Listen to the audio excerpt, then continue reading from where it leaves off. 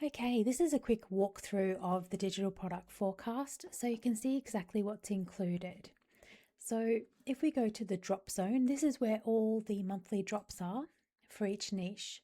So once we click in here, you'll be able to see that we have activities and games, business and social media, clip art and SVGs, education, junk journals, party stationery, planners and stickers, wall art and frame TV, and also weddings.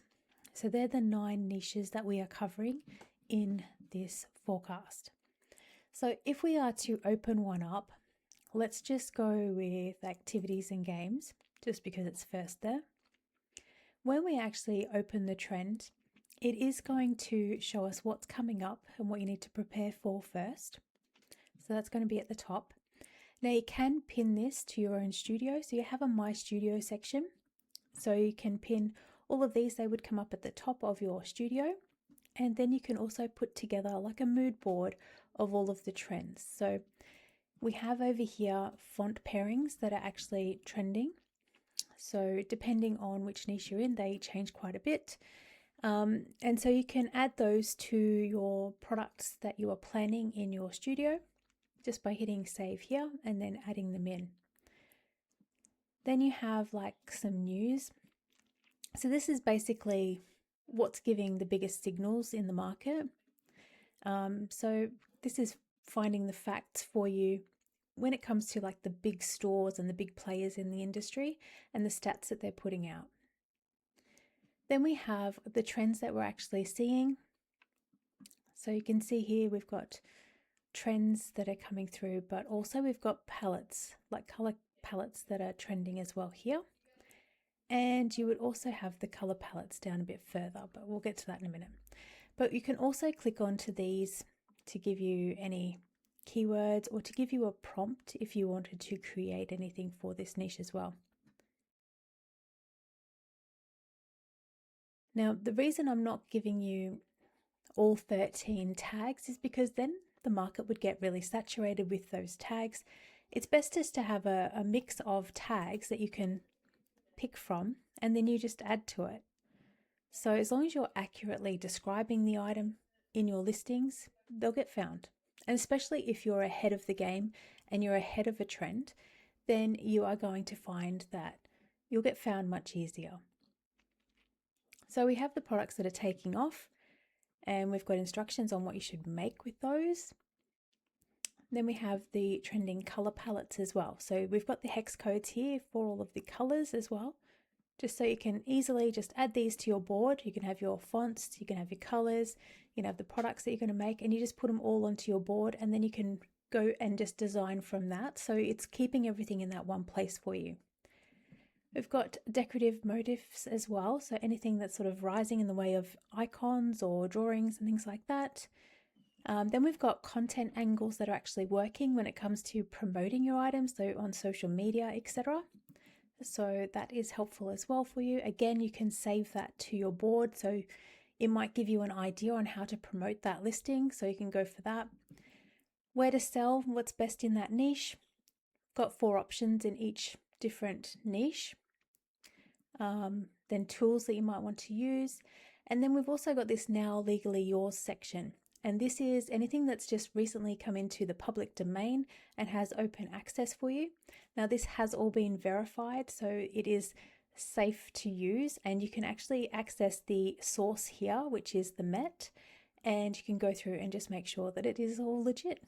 So you can do that. And then we have news for in your niche as well. So you can go through and read about anything that's happening in your niche and stay up to date with any news. We also have the most used sizes down here as well, so most common sizes, just so you can keep on top of that. And so you can add those to your list as well. So when you're making something, you could have the fonts, the colors, the sizes, what it is you're making. Maybe you find some inspiration in one of these new to the public domain. You could add that as well. So if we were to use the studio, let me just show you quickly how that would work. So let's just say we're just going to pick this one. And when this comes up, all we're going to be doing is we're going to create a new project name. So let's just call it test and hit create. Now what I'm going to do is I'm just going to randomly go through and I'm just going to add some products and things to this as well. So I'm going to pin this to my studio. Maybe we will add this trend. Maybe we will go with this puzzle book. We're going to add that. That's the color palette that we sort of saved on that other product, but we'll add it again.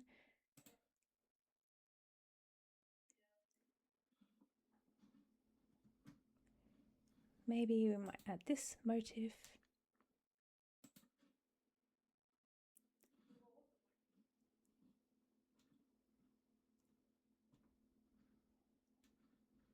Maybe we'll add that just as a reminder to put the word screen free into our listing.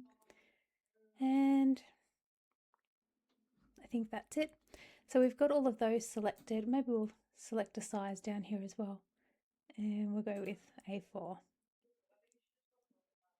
And then what we're going to do is just go up here to My Studio up the top. This is what your studio looks like. It's just taking a second to load. So you can see up the top here, we've got what's coming up. And so they always stay pinned to the top. And then you have like a mood board of your product that you're going to create. Now, if you save lots of different things, you can move them to another board. So you could duplicate this board and then you could move things around. So once you have a second product as a board in here, then you can move things from one to another. But this is basically to give you that inspiration that you need to actually just go and start creating, rather than getting stuck on the keywords and the SEO and going back and forwards all the time trying to find keywords that are trending and trying to use that to get found in search. Instead of that, ignore all of that noise and just create. So this is to give you that inspiration to go and actually create more products. So you could make loads of products and you could plan them all out in here. So you can put in notes here. You can track your progress. So it's an idea in progress or published. And then you can come back once you list it. You can come back, a week or two later and you can note down, did it sell? You can say, yes, it sold. And then that is going to update under trendsetters. So we know that this trend is actually working. So that is how that works. And so it's really interesting to follow things through this process and to actually see them working. And if you were here and you wanted to plan out your product and you decide you don't want something in there, you can just sort of take that bit out, just hit the X and it gets rid of it. And once you have listed your product, you can put your URL here. No one's going to see that. And when it comes to trendsetters, nobody sees that you are the one that's created it. They don't see anything about you for privacy reasons. So all they see is that somebody has created this trend and they have sold their product on it. So that's basically how that works. So if we went to this trendsetter tab, you would see that people are planning to make things in all of these different areas. And then once they start to note down when things have sold, it's also going to be noted in here and it will also flag it on the actual product as well. So then you'll be able to start to see more trends and you'll see more opportunities and it'll probably inspire you to do a lot more as well. So that's the drop zone, my studio, and how the trendsetters work. Now we also have a newsroom. So as you've seen before, there was news at the bottom of the actual drop. Now we also have platform news. So this is like Etsy news, Shopify news, etc. So anything that you need to keep up to date with is going to populate here. So anything that has come out in the month, it will come up here. Then we're going to have any AI updates for sellers. So if there's anything that you really need to know about, it will be here. Then we have the niche news. Now the niche news is the news that appears at the bottom of each drop, but this just has all of it listed here together. And then we have some general seller news. And so this is actually, these ones have actually come through from Etsy as well. So it's from the Etsy Seller Handbook. So that is the newsroom. Then we also have calculators here. So these are just to help you to work out how many listings you really need to make and to get inspiration from other sellers and what they're making. So let's just say you have 40 listings at the moment. You're getting about, let's say, 500 shop visits per month, and your current conversion rate's like 3%. And maybe you're selling something for $19, you've got something higher. Then you could just be playing with this and saying, okay, well, if I get my listings to, let's just say 500, then okay, it should grow like this. So once we get to 500 listings, maybe we'll be getting $3,500 per month. So it's a good way for you to play around with this and actually see what could work for your store. And then we also have this calculator here. So if you have a revenue goal, let's just say you want to make $2,000 from your store, you're probably going to need 281 listings based on what you have up here. And then if you wanted to check out your competitors and see what they're making, you can just go to their Etsy store. You can get all of this information, which is all public, and then you'll be able to calculate exactly what they are making from their store. So it'll give you a rough estimate of what they're making per month, as well as the lifetime revenue that they've made from that store. So they're just always helpful calculators to have. One, they keep you inspired, but two, it gives you a realistic overview rather than people filling your head with nonsense saying you're going to make a fortune, which I see a lot on YouTube. Then we also have a shop forecast here, and this is just where you come across these problems. You can just click through, answer some questions, and you should get a result or an answer on how you could fix your store. So you can just answer here, and then it'll give you some information on what you could be missing or what you need to try. So that's basically how it all works. So if you do have any questions, let me know. The drop is monthly. Each niche is updated each month, and then you have plenty of time to implement before the next drop happens the following month. So the reason that I've done it monthly is because a lot of the trends don't really change like that often. There's not big changes in trends when it comes to week. It is mainly, monthly that you sort of see new things starting to emerge. Sometimes it's even longer than that. And so I didn't want to mislead anybody and have trends that, aren't going to change from week to week. And so I thought a monthly drop would be much better because that way it's more detailed and you can sort of just go pick out what you want to create from it.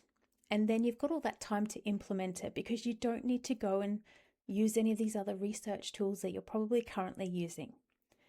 So it takes all of that away. So you can just sort of focus in and not get the shiny object syndrome that we are all guilty of when it comes to digital products and what we want to make.